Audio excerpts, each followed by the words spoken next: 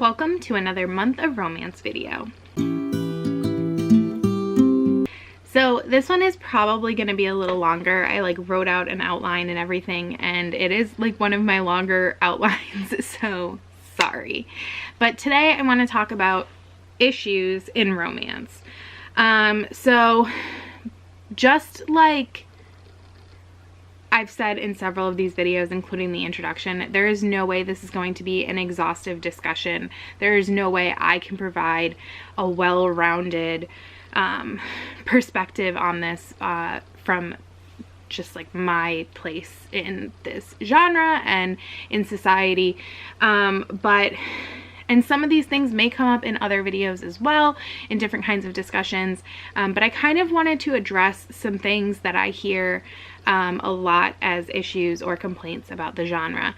And yeah, so we're gonna start with the really big one, I feel like.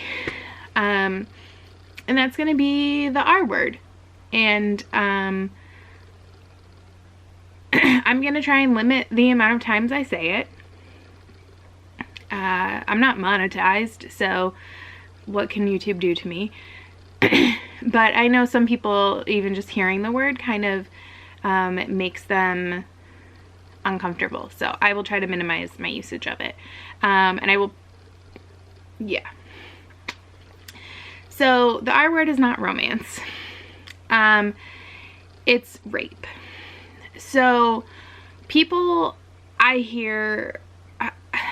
heard a lot of people call romance rapey and rape fantasy.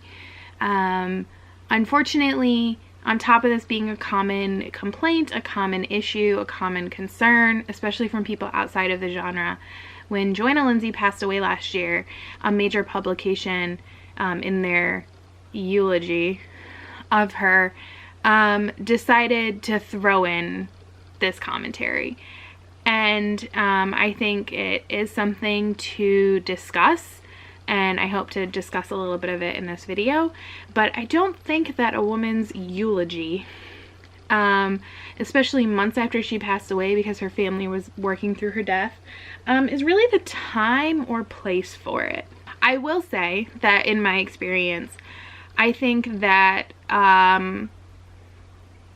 there have been romance novels, especially historically, where there is questionable consent at best and no consent at worst. So I do understand this complaint, this concern. I think there's a lot of romance from the 70s and the 80s that features this kind of behavior and gray area of sexuality. The argument I have always seen posited for why this happened is because women historically are not supposed to be sexual beings. They are not supposed to enjoy sex. Having rape or rape adjacent gray area scenes and situations allowed them to enjoy themselves and maintain that sense of innocence that society puts on them. I'm not saying that this is right or a justification for anyone's actions. It's just what happened. So what I think you would see a lot of is, and this is why I say questionable consent, is you would see an interaction and a guy would just kiss a girl, and she might fight him, grab his shoulders and try to push him away, and then she succumbs into the kiss. I think it's a very old school Hollywood trope too. And the idea there is that yes, she is resistant and she is saying no, but then he shows her the pleasure of it, and so then she's like, oh, okay, no, I like this. And I do think that there is a question there about consent and what that looks like and what it means. But I think it's a discussion. There are still problems in romance today. Especially I think you see in a lot of paranormal romance, and you see in my experience in a lot of self-published romance, because people can be a little edgier in a self-published book than maybe they can in a traditionally published book. And that doesn't mean that the author is doing anything wrong. It just means that they're exploring something else. And I think it's a really difficult topic, and I don't think there's like one solution or one answer to it. One of my favorite books is Asking for It by Lila Pace, and it's about a woman who is raped, and now she just has like a rape fantasy, and that's like what she wants. And the thing is there's not anything wrong with that. Like, there's also not anything wrong with not wanting that and dealing with your trauma in a different way. I will say, as I say this in my pet peeves video, I still hate the I won't be able to stop thing though. That's always a no-go for me, but you know. So I can see why people don't like it. There is a lot of your words saying no and your body saying yes, and I do think that that's potentially a problematic thing, but I don't think that we need to just throw out the baby with the bathwater. And I do think as consent becomes a larger social discussion in our world, that this is something that we're going to have an ongoing discussion about in romance and in the genre. And I think authors are having that discussion, and so are readers. And we'll just have to see where it goes from here. Another thing is unhealthy and or abusive relationships. So I will say I see this less and less. I don't know if that means it's happening less and less, or I am personally getting better at screening my books for this type of content. However, I think historically this has been a problem, especially in new adult, where typically a really innocent, naive woman ends up with a man probably older than her, more experienced, and ends up, in my opinion, being manipulative at best and abusive at worst. I have examples. I'm not going to share them. I think that a lot of my examples would be kind of obvious. But I will say I think a lot of these stories will feature overbearing men. I see characters manipulating others, a lot of times manipulating with sex, either like withholding sex, and I just don't think that that's a healthy relationship in any way. And anger issues, including putting your hands on another person, and it doesn't have to be just like punching somebody, but I think if you grab somebody in anger, it immediately triggers a red flag in my head. And it doesn't necessarily mean you're a bad person. It also doesn't necessarily mean that a character is bad, but it is something that I need, like, it makes me pause and think, and it's something I would consider in real life, about what I thought if you were the kind of person I thought you were. As I've said before about romance being realistic or not, I do think readers are capable of distinguishing between reality and fiction or fantasy. But it does hurt me a little bit, and I think this is why some other people have issues with this, with like some of the big books that have these characteristics in them, is that teenagers and young adults are seeing this, and then they're saying that they want like this type of guy in their life. And I think you can have an alpha, and you can have a dominant personality, and you can have a strong personality, and they don't have to be abusive or unhealthy.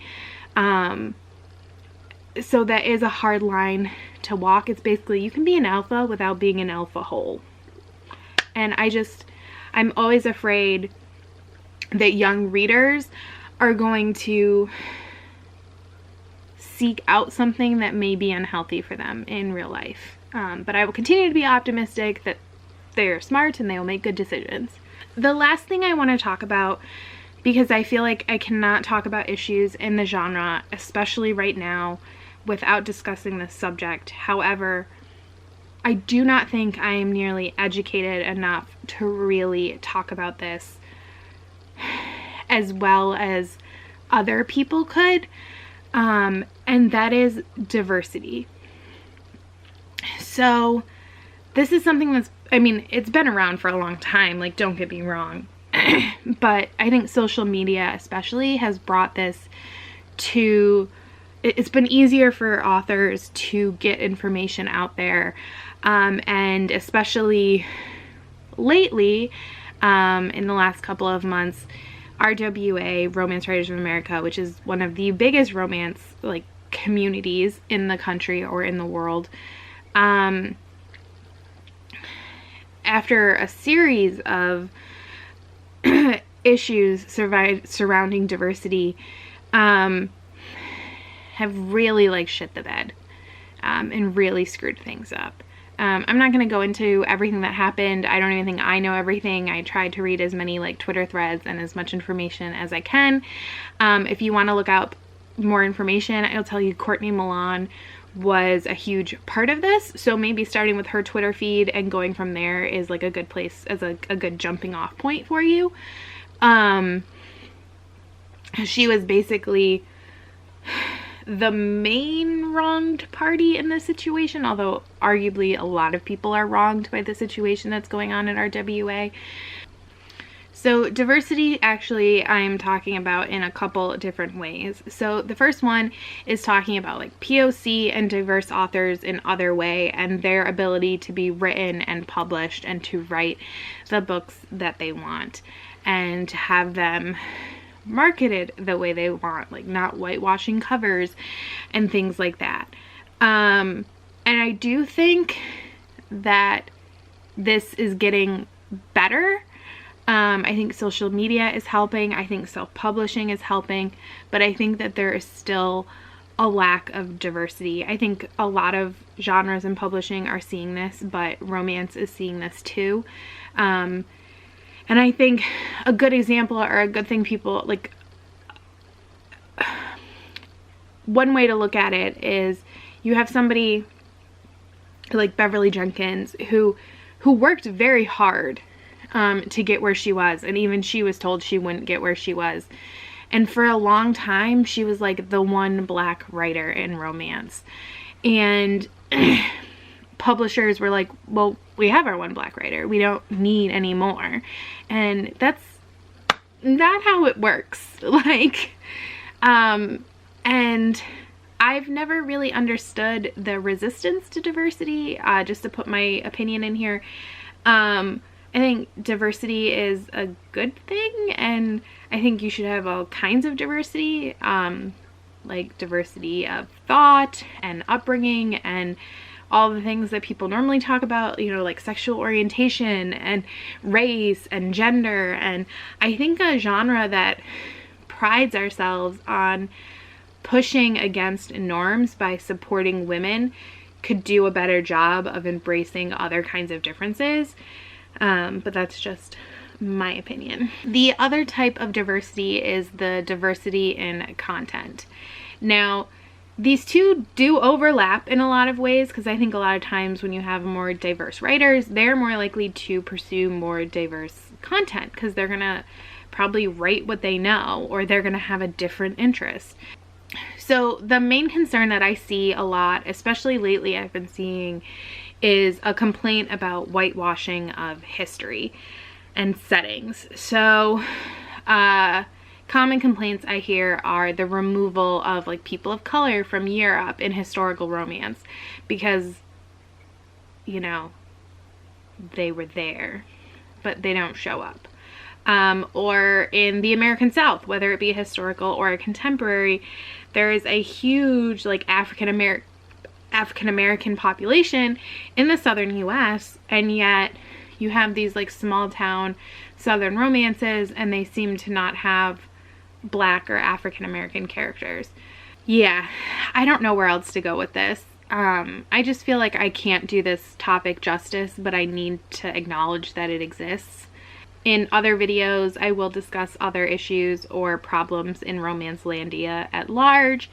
I hope that this came across as respectful and as coherent as I could. I can only give my perspective on things. I will try to link websites and Twitter accounts that talk about some of these issues. And if you want to grow your romance reading and make it more diverse, I will link some people who have an emphasis on promoting that kind of content, so you can seek them out and read more from them and read more about their perspective and hear their perspective on things as well.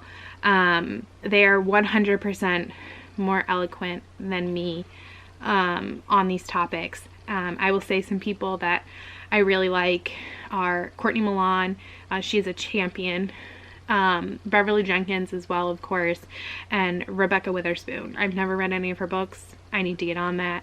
But she is a great resource on Twitter, and she works really hard to get out information about POC authors and stories. So those are some that I would definitely recommend. This is honestly probably the scariest video I've ever done. I wasn't scared coming up with it, but now I'm kind of scared to post it. I hope that you all respect me, and you know that I respect you, and I'm just trying to discuss problems in our genre, and I don't have solutions, unfortunately. I wouldn't even know where to begin. But I am gonna, I do try to read more diversely and to listen to more thoughts, and I know that I can do even better with my reading. That being said, if you have any recommendations, feel free to leave them down below. Sometimes I get a little overwhelmed. But yeah, I feel like this video turned into a downer, and Holly's social anxiety coming out. It's gonna be fun. So thank you so much for watching, and I will see you tomorrow with another video. Bye.